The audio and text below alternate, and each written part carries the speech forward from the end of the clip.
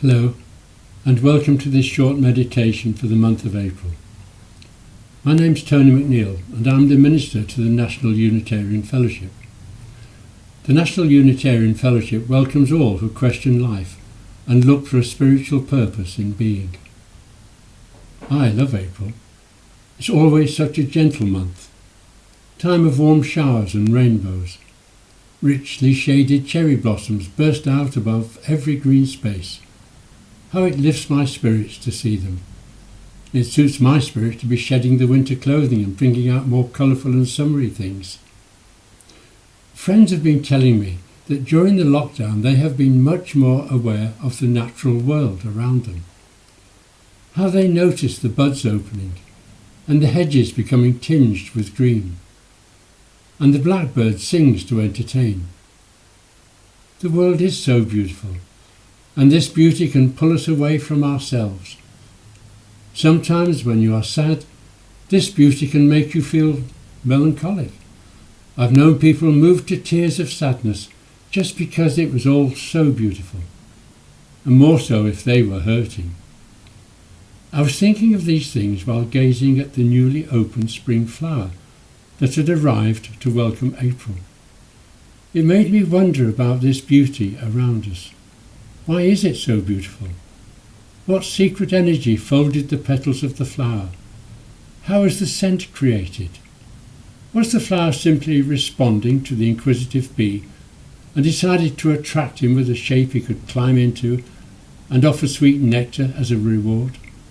The bee pollinates the flowers and fills the hive with honey. Somehow or other, the whole process of life seems to have been carefully engineered, that every species will live in balance, nourishing one another. In the animal kingdom there's a process of life and death in the food chain.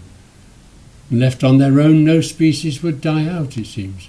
There would always be food, and the population expands or declines according to its availability.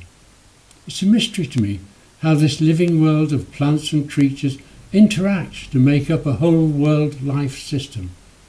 When I was young, I was told that it all came into being at a stroke of light from a creator God.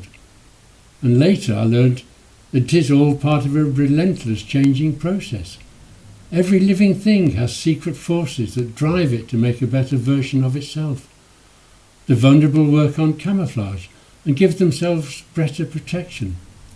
The predator works on strength and cunning to dominate its prey. The flower works to attract more bees, to make more of itself. Add to this that life is also circular as well as moving forward. For each and everything there's a cycle of birth, growth, decay and death, followed by a better generation, all running on different timescales. Nature could be a magical machine, except it doesn't have the predictability and certainty of a machine. Why, I wonder? We are all moving east of Eden, but towards what? Looking at my flower, I move to believe that there is a spiritual dimension to this life. Maybe it's more than making themselves attractive to the bee and camouflaging themselves from the predator. I presume it is a natural journey towards a paradise, except for one thing, the human chain. We are the salt that interferes in these natural cycles. We've learned to alter the flower for our own purpose. We've befriended some of the beasts and we've enslaved others, so they all work for us, and those not useful have been hunted for sport.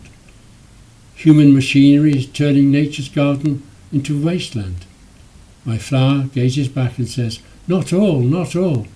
Within the human nature there is also a spiritual purpose. Otherwise we would not love the flower for its own sake." There are people who see the purpose of life's journey even if we do not know where it will end. They see that we are moving on a spiritual wave. We do not know where it is taking us, only that it is going forward in cycles. Yes, we too are part of the same destiny, governed by the cycles of birth, growth, decay and death. But what we see in the flower when we leave it alone is something better emerging from each death.